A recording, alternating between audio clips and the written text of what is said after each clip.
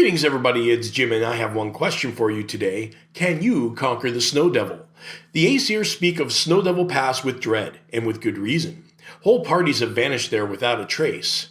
Can the mighty Conan master the bitter cold, the savage beastmen, and the other horrors that lie beyond? Today, I'll be going over with you the third in the Conan GURPS series for solo adventuring, Conan the Wyrmslayer. So this one's written by W.G. Armitrout again, and unlike his other two adventures that he wrote that are combined or two-parter, this is a standalone adventure. You're just trying to get through the pass, and all chaos can ensue depending on what path you go down.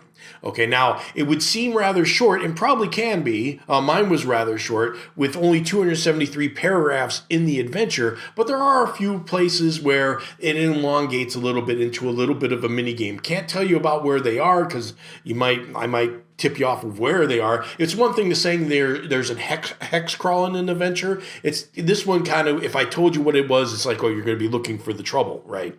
But it is a little bit of a mini game. I didn't really encounter it, but it looks pretty interesting, and I wish I did. And that's another thing. Like I said, you can go in different directions in this, and the things that you do early on really affect the paths that you're going to be taking later, and even at the end of the game, especially if you're not playing Conan, because if you are playing Conan, generally he's going to brush off anything, right? It's Conan.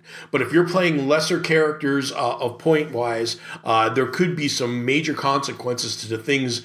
It actually almost makes it more interesting. Or if Conan's going along with somebody else for the ride, and you're both trying to get through the pass, that could be interesting too. Now, another option that you could do if you were playing with multiple people is, like maybe you're all trying to get through the pass, but you all get split up for some reason. Then you could run this adventure two or three times, and trying to get the characters through it and see what different things they encounter along the way down. So it's almost like a pachinko machine there with the characters trying to get through the whole thing.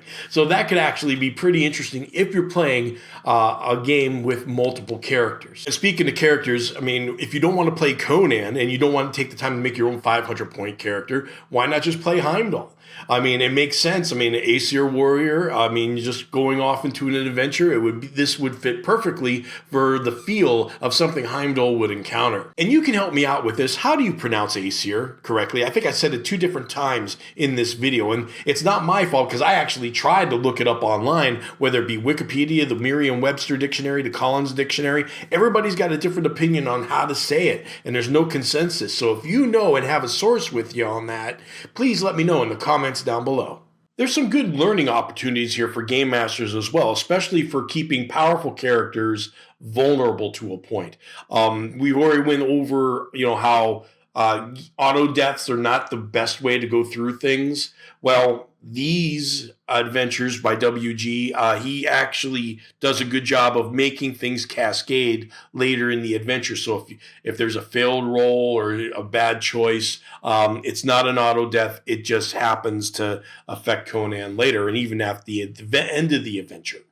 And then there's also the idea of making, when it comes to fights that really look like they're big and scary, but yet at the same time protecting the characters, because there's some fights in here that even Conan's involved in, and I'm thinking to myself, man, is he going to make it out of this alive? But yet he had an advantage that I hadn't taken into consideration, and playing it through, it was still kind of like, man, it's still going to be tough.